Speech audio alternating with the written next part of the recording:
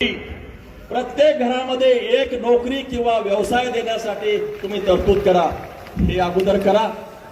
ज्या लोकसंख्येची वाढ झालेली आहे आणि यांनी सगळ्या सरकारी जागा कमी केलेल्या आहेत, लोकसंख्या वाढलेली आणि यांच्या जागा कमी, कंत्राटी पद्धती सुरू, असं हे जे काही आहे लोकशाहीच्या मुळावर उठणारे यांनी कार्यक्रम केले, हे काही करत नाहीत, काही करायचं नाही।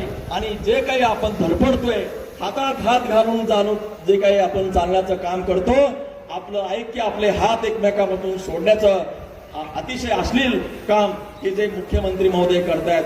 परंतु मी आपल्या माध्यमातून मुख्यमंत्री महोदयांना इशारा देतो, मुख्यमंत्री महोदय, आतापर्यंत तुम्हाला जे काही चाललंय आलबेल सगळं ठीक होतं, परंतु तुम्ही आंबेडकरी जनतेच्या नादाला लागू नका।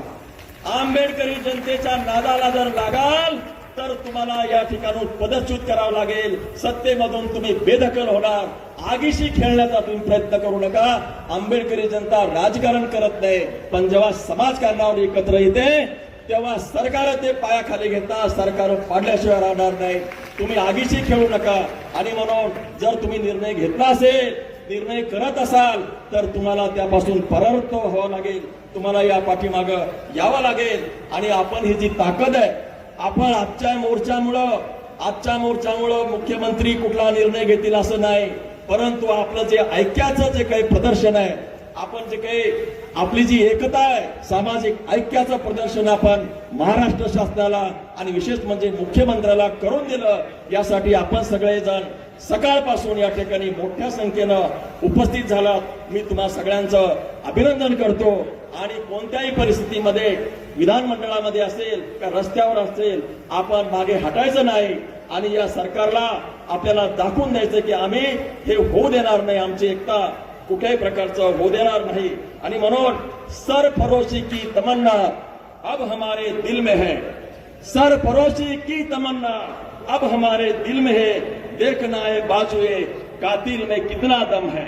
आपल्याला बघायचंय की तुम्ही जर करूनच दाखवा, तुम्ही जर कराल तर तुम्ही याच्यामध्ये भाजल्याशिवाय राहणार नाही। आपण मला बोलण्याची संधी दिली त्याबद्दल मी आभार मानतो, शब्दांना पूर्णविराम देतो। जय भीम, जय संविधान। प्रत्येक घरामध्ये एक नोकरी किंवा व्यवसाय देण्यासाठी तुम्ही तरतूद करा, हे अगोदर करा। ज्या लोकसंख्येची वाढ झालेली आहे आणि यांनी सगळ्या सरकारी जागा कमी केलेल्या आहेत, लोकसंख्या वाढलेली आणि यांच्या जागा कमी, कंत्राटी पद्धती सुरू, असं हे जे काही आहे लोकशाहीच्या मुळावर उठणारे यांनी कार्यक्रम केले, हे काही करत नाहीत, काही करायचं नाही। आणि जे काही आपण धडपडतोय, हातात हात घालून जाणून